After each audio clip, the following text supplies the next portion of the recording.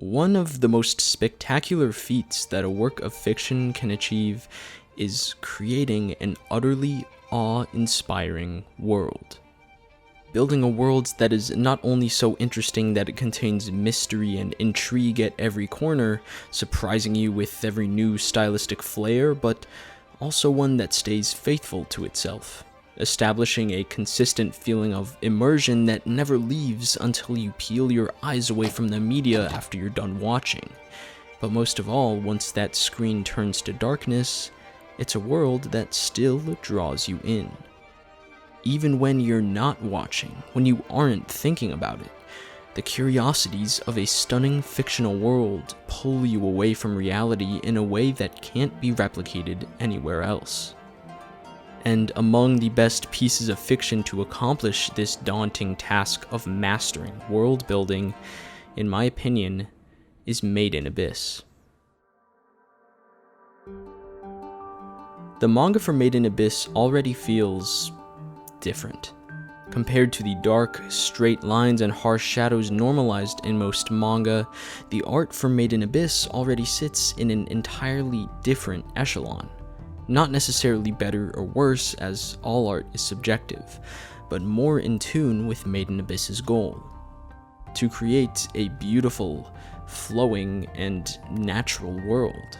The shading, rounded lines, it brings the images to life, and sets a great foundation for the anime to come, which, through its clean animation and attention to the living, breathing environment, as well as its groundbreaking soundtrack, truly elevated the world created in the pages of the manga to one of the most immersive and breathtaking atmospheres in all of anime. And today I'm going to break down exactly how Made in Abyss did that. The story begins in the town of Orth, a place that is quickly shown to have one real reason for existing: to revere the Abyss. On a lone island in the middle of a vast, unending ocean, with thin streets and precarious ledges along the townside, the story hones its sights onto the singular spectacle in the center of it all. To us, nothing exists outside of this island. Even within the island, the only item of value that we see in these dilapidated slums and less than average town is its unwavering faith and reverence for the Abyss. In the orphanage, where they are trained starting from their early years to be cave raiders in the Abyss, and where massive celebrations are held in town in remembrance of Orth's bravest cave raiders, from the start of this story, the only sight we anticipate is what lies below. And our main character, Riko, is the perfect person to take us there.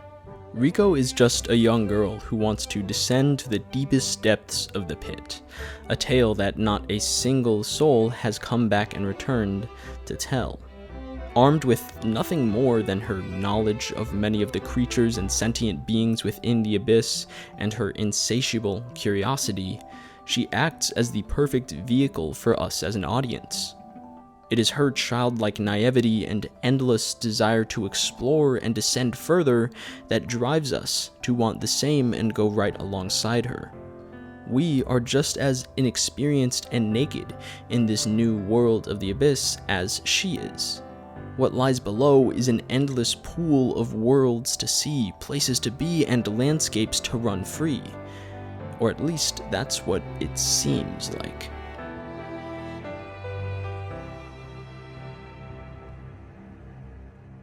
Made in Abyss, just as quickly as it establishes the hope of the Abyss and its natural draw, also makes the danger it poses all too clear. With colossal monsters that will hunt and kill humans without a moment's hesitation, and the curse of the Abyss, which tears away at your body and humanity should you attempt to even ascend out of it, we are reminded of the beauty and the horrors of the Abyss. Riko's inability to fend off these creatures and the universal and unavoidable curse of the Abyss show us that these aren't mere obstacles between the top of the Abyss and the bottom. These can and will genuinely kill you, leaving you as nothing more than ingredients for the Abyss to further feed itself. The act of entering the abyss holds an unspoken agreement among every cave raider. You will not return to the surface. But every soul in Orth shares the same sentiment and bursting sense of ambition. It's the journey of a lifetime. I don't plan on returning. And then, alongside Riko and Reg, we enter the abyss, and our lives are forever changed afterwards. Just like how my life completely changed after getting NordVPN. Have you ever wanted to watch an anime, support the creators by watching it legally, but can't find it on any platforms? Well, that problem is completely eliminated with NordVPN. Every country has a totally different selection of anime, shows, and movies, and NordVPN allows you to pick amongst thousands of servers in over 50 countries and watch everything that each country has to choose from. I can't watch Made in Abyss here in the US on Netflix, but after I jump over to Germany, it's right here at my disposal. All of One Piece in Japan too? I mean, come on. There's almost no show that won't be at the tip of your fingers. It's an amazing way for you to expand what you can watch while doing it legally and while doing it safely. You can really make the most of the streaming services at your disposal to watch what every country has to offer. On top of this, NordVPN has its own anti-malware features, meaning that when you're reading manga or watching anime online, you will always be protected from intrusive ads and web trackers that NordVPN will automatically block for you. By going to nordvpn.com/anime culture corner, you can get my limited time offer for a major discount, plus 4 months of NordVPN absolutely free with any 2-year plan. Cybersecurity protection, endless catalogs of anime and shows, and high-speed international internet access all within your grasp for just a couple bucks a month. And even if you regret it after, no worries, because you've got a 30-day money-back guarantee. But I don't think you'll regret it. Again, that's nordvpn.com/anime culture corner. The link's in my bio. Let's get back to the video. Wow, I actually have my own NordVPN link. That's insane. One of the most incredible parts of Made in Abyss is its ability to emulate a full-fledged world. In fact, I'd say there are certain factors at play that make it even more interesting than what a typical fictional world can be. The Abyss contains layers. Each contain their own set of unique environments, creatures, and challenges. The second layer and its inverted forest, where even the water flows upwards in a magical and unexplainable fashion. The fourth layer, containing the Goblet of Giants and the Garden of Eternal Fortunes. The curse of the Abyss changes with each layer as well, giving the characters another obstacle to consider alongside the escalatingly more life-threatening monsters. Going from simple nausea at first, to bleeding from every orifice, to losing your humanity in the point of no return after the fifth layer. The further you descend into the Abyss, you get more and more reminders that it is impossible to return, and that you must keep going in the pursuit of the bottom. The reason I think it's more interesting than a lot of normal fictional worlds is that there's never a sense of complacency. You're always forced to push down, and even the slightest moment of retreat and going back up punishes you. And everything abnormal that exists here in the Abyss is simply attributed to its power. It is equated with God itself in the story, containing the power to manipulate the earth and the people who inhabit it. But our characters also question whether this is true. Reg's backstory, the power of relics and white whistles, why the curse of the Abyss exists in the first place. This pit is filled with just as many mysteries as it has wonders. That is something that I believe is key to an incredible fictional world. You continue to learn more and more, being surprised at every turn with something new, something else to attribute to the growing lore of the story. If I may, I think a great comparison to draw when talking about Made in Abyss's world and trying to explain it is actually the world of One Piece, another show that is revered for its world building. One Piece contains a very similar layout to Made in Abyss's world. Upon entering the Grand Line, it is a straight line circumventing the planet, similar to the Abyss lowering into the Earth.